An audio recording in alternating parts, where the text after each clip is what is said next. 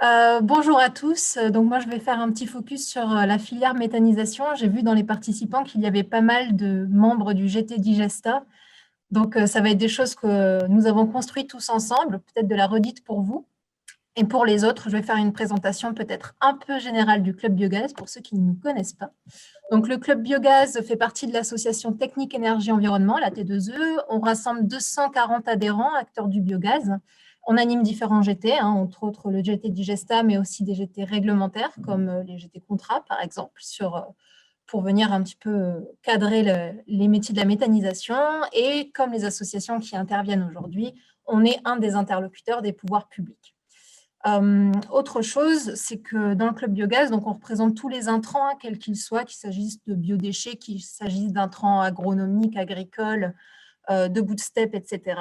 On produit régulièrement des guides techniques, ainsi que chaque année, on publie l'annuaire annuel des acteurs du biogaz. Je vais y arriver.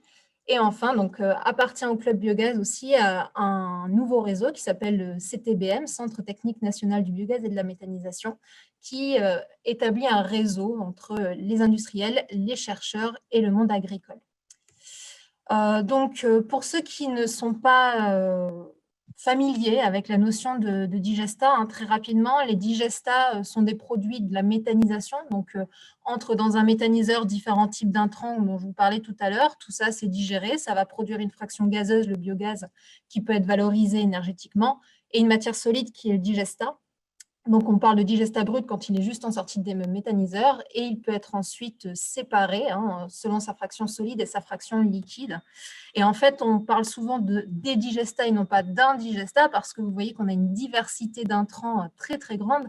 Et avec cette diversité d'intrants, on va retrouver des valeurs agro, des teneurs en métaux lourds, en inertes, qui sont très différents en fonction des intrants qui entrent dans ce méthaniseur. Tout à l'heure, je vais vous parler un petit peu d'azote dans les digestats, du coup, pour que ce soit clair pour tout le monde. À la base, les intrants, donc les matières qui rentrent dans le méthaniseur, contiennent à la fois de l'azote organique, qu'on retrouvera plutôt dans les protéines, et de l'azote minéral sous forme d'ammonium. Et en fait, pendant qu'il y aura cette phase de digestion, la fraction organique de l'azote est dégradée petit à petit par les micro-organismes. C'est un peu comme ce qui se passe dans l'intestin, dans notre intestin et dans l'intestin des ruminants, vu que la méthanisation reprend ce procédé-là. Et donc, on se retrouve avec une matière sortante dans les produits, dans le digestat qui ressort, avec plus d'azote minéral que d'azote organique. Et pour peu que derrière, on fasse une séparation de phase du digestat, en fait, vous voyez que l'azote minéral se concentre essentiellement dans les digestats liquides. Il y en a beaucoup plus que de l'azote organique, là où par contre, ce sera le contraire pour les digestats solides qui, eux, ont plus de matière organique. Et du coup, ces digestats ont des fonctions complètement différentes. Certains auront des fonctions amendantes et d'autres des fonctions plutôt fertilisantes, donc qui viennent nourrir les plantes, là où un amendement vient nourrir le sol. Je vous présente ça parce que c'est des termes qui sont repris dans le décret. Donc, ce fameux socle commun, vous l'avez compris, qui nous classe nos matières dans les A1, A2 et B. Et donc, nous, on a essayé de faire l'exercice avec le GT Digesta, de voir où est-ce qu'on classe nos digestats. Donc, les matières A1, vu que ça correspond à des matières qui ont des AMM ou qui sont soumises à des normes d'application obligatoires ou qui suivent un cahier des charges défini par un arrêté ministériel, on s'est dit, c'est bien, ça doit correspondre à notre digesta, cahier des charges DIGAGRI ou DIGE plus récemment, qui a été revu et publié tout récemment en octobre. Alors, la matière A2, elle a cette particularité que la matière est un déchet, néanmoins, elle est exempte de plan d'épandage. Alors, est-ce que les digestats peuvent rentrer dedans? Bon, pour ma part, ce n'est pas très clair, sachant qu'il ne suffit pas juste de respecter les critères agro ou d'innocuité d'une matière, d'une catégorie de matière pour en faire partie. Typiquement, pour les A1, vous pouvez respecter tous les critères A1, mais si vous n'avez pas d'AMM de normes ou si vous n'êtes pas conforme à un cahier des charges, vous ne pouvez pas dire, bon, ma matière est A1, donc de fait, c'est un produit. Donc, bon, pour la catégorie A2, à voir, on ne sait pas trop. Et pour la catégorie B, du coup, c'est une catégorie de déchets soumise à plan d'épandage. Et donc, ça correspondrait à la majorité des digestats qui sont produits aujourd'hui et qui ne sont donc pas normés, qui ne sont pas soumis à autorisation de mise sur le marché ou à cahier des charges. Donc, voilà un peu pour ça. Et alors, nous, dans notre consultation, nos inquiétudes, je vous les passe très rapidement, c'est justement pour ces digestats de catégorie B. parce que les critères agronomiques retenus que je vais vous présenter juste après nous laissent un peu perplexes. Donc, on se demande, finalement, ces digestats qui ne respectent pas les critères agronomiques qui sont retenus jusqu'à présent, on ne sait pas trop ce qu'ils vont devenir. Est-ce que, de fait, ils doivent partir en destruction? Pareil, le décret est tout nouveau, mais il vient écraser finalement le cahier des charges qui est sorti il y a à peine 2 mois. Donc, est-ce que du coup, tout est à revoir? Au niveau des tests imposés, hein, les intervenants précédents m'ont bien parlé. Il y a beaucoup de tests, en particulier en écotoxicologie. Tout ça, ça représente un coût. Ça représente une disponibilité aléatoire des laboratoires. J'entendais quelqu'un qui faisait le parallèle avec le Covid. Bon, c'est certainement valable pour les tests écotoxicaux. Je ne parle même pas des protocoles de ces tests qui, pour le moment, posent beaucoup de questions à ceux qui les connaissent bien. Bref, donc tout ça, ça interroge beaucoup pour la partie digesta. Ensuite, on a eu des annexes dans le décret. Pour ceux qui l'ont eu entre les mains, vous avez dû vous rendre compte que la plupart de ces annexes sont soit vides, soit incomplètes, donc, parce qu'elles attendent l'avis de l'ANSES en janvier 2021. Donc, beaucoup d'inquiétudes là-dessus parce qu'on ne sait pas trop ce que va retenir l'ANSES.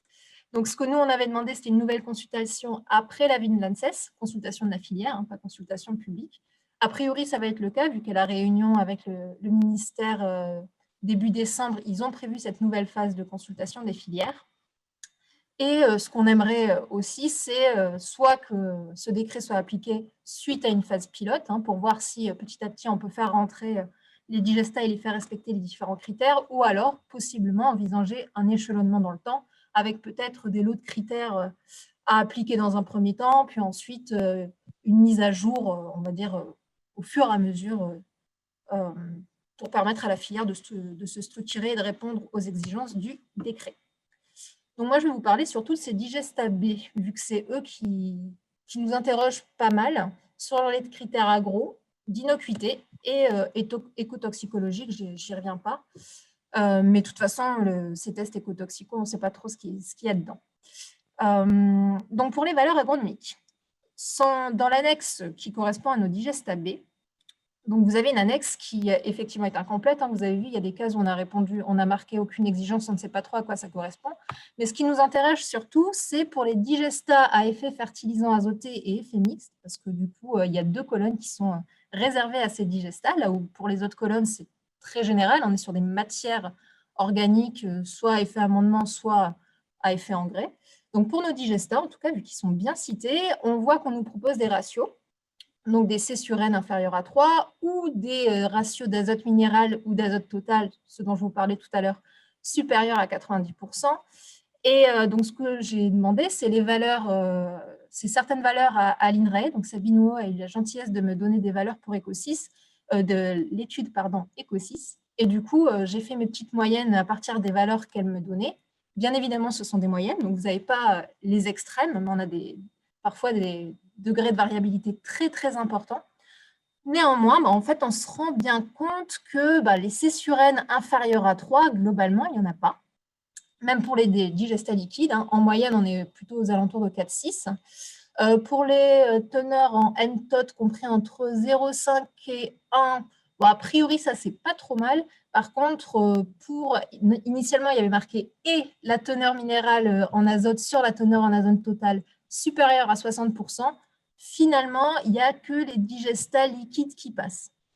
Donc, globalement, ça n'encadre pas tout, ça ne comprend pas tous les digestats. Alors, est-ce que ça veut dire qu'on peut avoir des digestats qui rentreraient dans les colonnes de gauche, mais qui ne sont pas explicitement cités?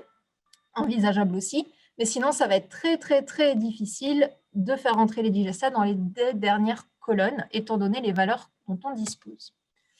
Pareil, alors là, on passe sur la matière organique. Donc, c'est la première colonne là, qui nous posait question, parce qu'on se dit, après tout, peut-être qu'on peut y mettre les digestats solides. C'est ce qu'on a rajouté dans la consultation. Donc, il faut une teneur en matière organique supérieure à 15%. Donc là, c'est pareil. J'ai été chercher dans le tableau de données de l'INRAE et j'ai trouvé en moyenne, encore une fois, que pour le brut, le solide ou le liquide, vous voyez qu'on n'atteint pas trop les 15%, et donc encore moins strictement supérieur à 15%. Donc, ça veut dire que globalement, encore une fois, nos digestats ne rentrent pas dans les cases. Et enfin, donc là, c'était pour la matière sèche. Donc là, ce qui nous posait question, voilà, c'était le taux de matière sèche. Dans la première colonne, vous voyez, supérieur à 20%. Donc, ça ne correspond effectivement qu'aux digestats solides. Pour le reste, il n'y a pas d'exigences qui sont marquées. Alors, est-ce que c'est vide? Est-ce que ça va rester vide? Est-ce que ça veut dire qu'il n'y a pas de seuil? Est-ce que ça veut dire qu'il va venir après l'avis de l'ANSES? On ne sait pas. Gros point d'interrogation là-dessus. Mais donc, vous voyez qu'au niveau agro, ça interroge pas mal les professionnels et les chercheurs. Les autres incertitudes, c'est sur les métaux lourds. Alors du coup, nous, on a fait l'exercice de comparer ce qui est demandé dans le décret à gauche avec ce qui est aujourd'hui imposé par les arrêtés ICPE. Donc vous voyez que globalement, sur la plupart des métaux, on demande une diminution. Cadmium en autorisé 10, maintenant ça va passer à 5. Le chrome, c'était 1000, ça va passer à 800. Il va falloir mesurer l'arsenic, il va falloir mesurer le chrome 6. Bon, là, j'ai regardé rapidement les données de l'étude d'IVA, mais qui a été faite sur un nombre réduit de sites de méthanisation. En fait, ça ne pose pas trop de problèmes parce qu'en moyenne, encore une fois des moyennes, pas les valeurs extrêmes, vous voyez qu'on répond assez bien pour le cadmium, on est à 1,7 en moyenne, le chrome à 16. Globalement, il n'y a pas trop de soucis. Ça arrive que ça déborde, mais de ce que disait cette étude sur ces 5 sites, bon, ce n'est pas trop le cas. D'où la nécessité de l'étude d'impact qui sera faite évidemment à grande échelle. Ouais, sinon, ce qui interroge donc aussi, effectivement, c'est ce Chrome 6, vu qu'il n'était pas mesuré jusqu'à présent, bon, est-ce qu'on va passer les seuils ou pas? Et enfin, ce que je vous disais, c'est qu'on a aussi des teneurs en inerte à respecter, ce qui n'était pas prévu jusqu'à présent par la réglementation ICPE. Il n'y avait pas de mesure sur les inertes, donc ça interroge.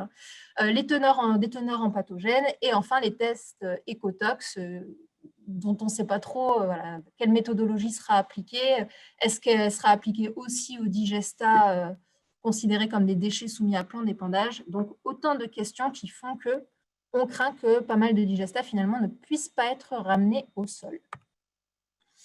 Donc, est-ce qu'on peut estimer les coûts et quelle part des digestats partira en destruction? Ça, c'est la question qu'on se pose depuis que le décret est sorti et c'est très, très difficile à estimer. Alors, moi, à ma petite échelle, je n'ai pas pu obtenir grand-chose comme données. J'ose espérer qu'avec l'étude d'impact, on aura les idées un petit peu plus au clair. Mais j'ai essayé de faire l'exercice de mon côté, alors avec des très grosses hypothèses et des chiffres qu'il faut prendre avec des pincettes, voire même, je pense, à ce stade-là, c'est plus que des pincettes, c'est presque des pinces à barbecue. Là. Pardon. Mais bon, voilà, globalement, il faut se représenter un petit peu les flux de matière qui rentrent, qui sortent chaque année de nos digesteurs en France. Et ensuite, on va faire des hypothèses sur la part de digestats qui ne passeraient pas les seuils. Donc, en France, on traite chaque année 10 millions de tonnes environ.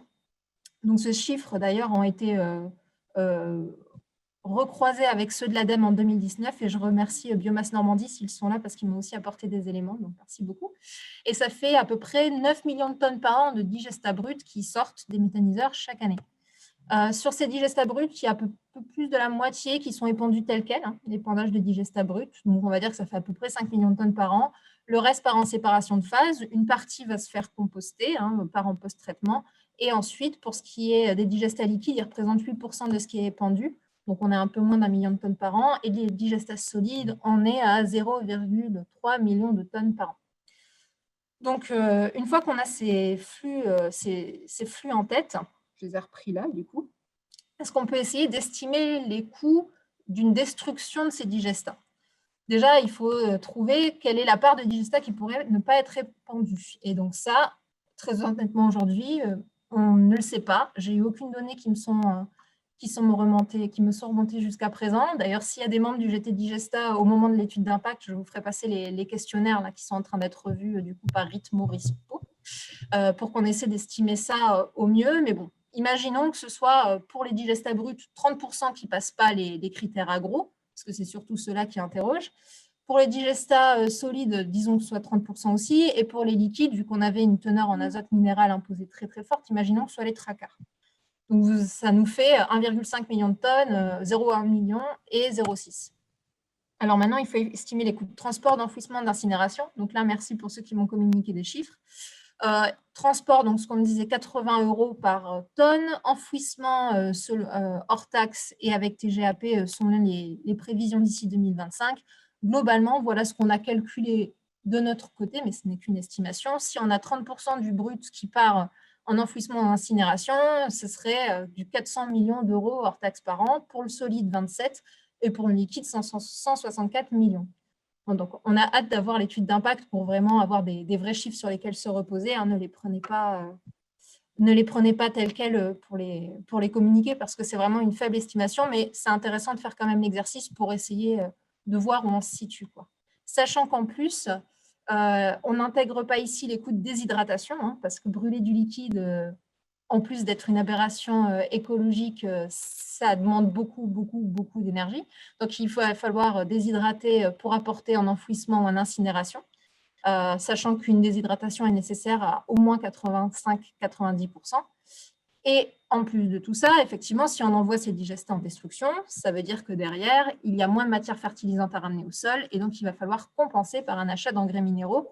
Donc ça aussi, dans l'idéal, serait à prendre en compte dans l'étude d'impact, en plus de tous les coûts par exploitation que je n'ai même pas essayé d'estimer. Donc voilà à peu près pour ce qu'on sait sur la filière méta. Si certains veulent compléter par chat ou a posteriori, je suis là pour échanger et je suis preneuse de toute information supplémentaire. Merci beaucoup.